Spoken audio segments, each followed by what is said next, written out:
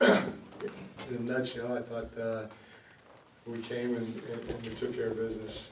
We did what we could to control the little bit of control that we had over our destiny. We got it done, and now we know who we're going to play. We just got to go out and execute, try to get a win.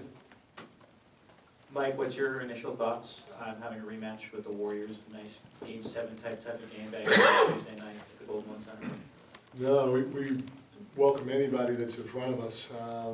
We're just excited about an opportunity to play. And again, you know, situations like this, we as a group right now haven't been through. And so to go play one game right now, that's how I look at it, and swing for the fences, try to get a win. It's a great opportunity for us to go do it while trying to move on and growing in the same breath. Mike, I guess when it comes to this win tonight, you know, maybe Portland didn't put out the best product to go up against, but how much did you guys kind of need some sort of positive momentum after the last week and a half? A ton. It's always good to get a win, especially when we've had a couple of heartbreak losses like we had in the past week and a half, and so to go out and you know, one of the things that we talked about was playing with a level of physicality at the beginning of the game and trying to retain that level or stay at that level the whole game, because when you play against a young team, if they see the ball go in the hole early on, their confidence is going to grow, and anything can happen during the course of a game if you give somebody belief or confidence, especially right off the bat. So for us to be able to go take care of business and keep our foot on the gas was much needed. Mike, you've been trying for 2 years to get this team to a certain place defensively. This is probably the first time you're going to see the Warriors since you've kind of made a big step in that direction. How different could that make this matchup with them? And then what do you anticipate you guys might be able to pose some different kind of problems for them than you have in the past? Well, we're going to have to defend because you know, they have a lot of firepower offensively, and the firepower offensively has won championships, not the championship, but championships, and so they're used to scoring with the best. You know, they're used to being in pressure situations, and you know, for us, we can't have the mindset where we're going to go out and score 120, 125 points. And I think we're going to beat them that way, especially minus Malik and Kevin. So we have to bring a level of physicality to the game on the defense end of the floor, and then try to get easy opportunities in transition by getting stops. And hopefully our defense is to a point where our guys believe in it. I feel they do believe in it, but hopefully we can execute it for as close to 48 minutes as possible. Coach, I don't mean to drag you into a rabbit hole of semantics, but do you consider being in the play-in tournament an accomplishment? I think, you know, anything to get to the postseason is something to be excited about. Now, are we disappointed? Do we prefer to finish first? Hell yeah. Second? Yes. You know, any of that is better than finishing 7th, 8th, 9th, 10th.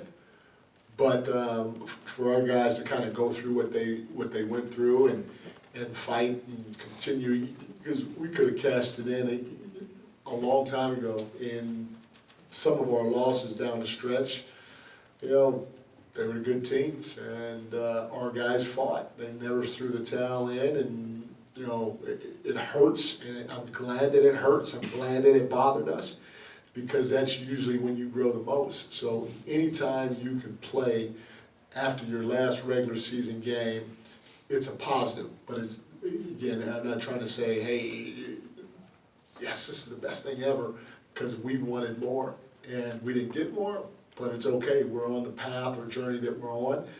Let's freaking go get it. Building off that a little bit, Mike, I imagine your opinion is influenced by finishing. I imagine your opinion is influenced by finishing 9th. But what's your overall opinion of the play-in tournament? It's still relatively new, relatively fresh here in the NBA.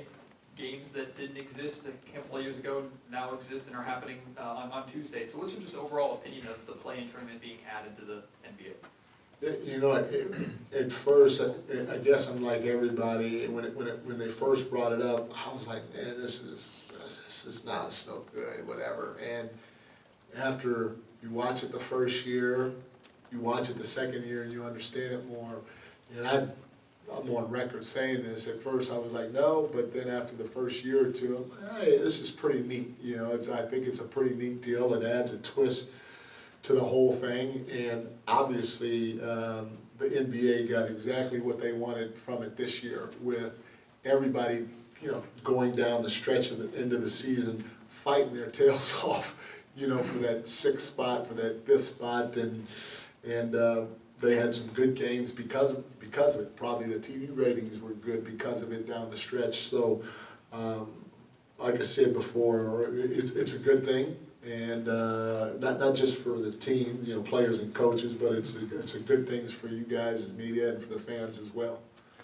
Coach, when you, how do you view, you know, that the fact that you only have like one shot, one game, you could move on, one defeat, you know, that's the end of the season, because that kind of changes, you know, the whole dynamics of the thing. No, I mean, I like it.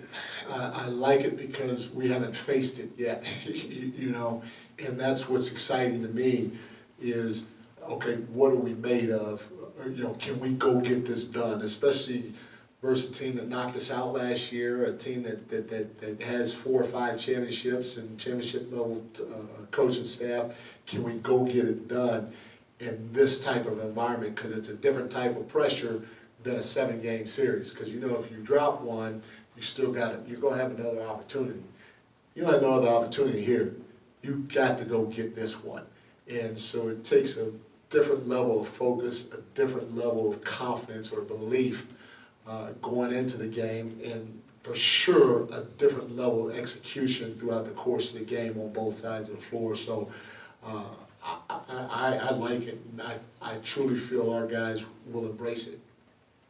From what you've seen, how different is Golden State with all the young guys they're playing than last time you faced them in the postseason or even earlier this year? You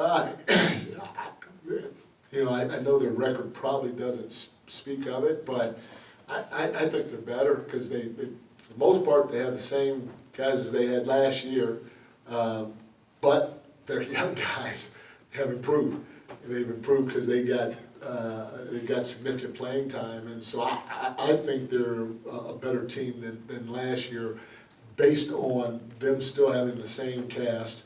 You know, adding a guy like Chris Paul, who we all know can play the game, and then their young guys getting real game experience throughout the course of the season.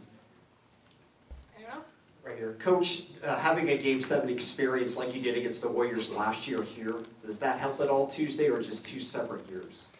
You know, everything helps, and you know, playing in that Game 7, feeling it, it does help to a certain degree, and it helps because, you know, as long as you have the same nucleus for the most part, you got the same coaching staff, you know, anything that you go through, you get to experience growth. And it's a little funky, a little different for us. Like Keon didn't experience it last year, and he's a big part of what we're doing. So it'd be great for him and, you know, Davion, Keegan to get another crack at it as a second-year player. It's great for all those young guys to get a taste of it, but it does help to a certain degree that we went to Game 7 last year and experienced that for sure. Mike, you just talked about growth there. You talked about that a lot during the regular season. What are some things you think you guys have learned this regular season? That's it. That's the end of the question. What have we? Yeah. What are some of the ways your team has grown and things you guys have learned this year? For sure, going through this year has given us a taste of what it means to play, to try to play at a high level, knowing you have expectations, not just from yourself, but from the media, from your fans, from the public. Dealing with it can be a roller coaster if you're not used to being in the position of a playoff team and dealing with it year 2. So I think that's definitely gonna help us going forward. Having the next man up mindset based off the injuries, knowing that, hey, this guy goes down like Foxy did, and Keon stepped in and we beat a really good Oklahoma City Thunder team here, or on the road, Foxy goes down and we beat a really good Minnesota Timberwolves team in their building. But knowing that injuries should not be a concern, but if we do have injuries, the next guy has to step up and we have to do it collectively. We can be good enough if everybody is connected and buys into the process. We can be good enough to beat anybody. And then the last thing, and you know, obviously I'll have more time to reflect on this as the days go on, but the last thing is understanding that we can win different ways. We don't always have to think we need to go out and make 23s and score 125 points. Sometimes you can get a win if that ball's not going in the hole, and we don't have control over the ball going in the hole all the time, so let's make sure we understand how can we get a win on that given night. And I think our guys have embraced it. That's what's helped us defensively, because I do think they believe that if we get stops and we win the possession game, we're good enough to give ourselves an opportunity to win against anybody in this league on any given night. Thanks, everyone. Thank you.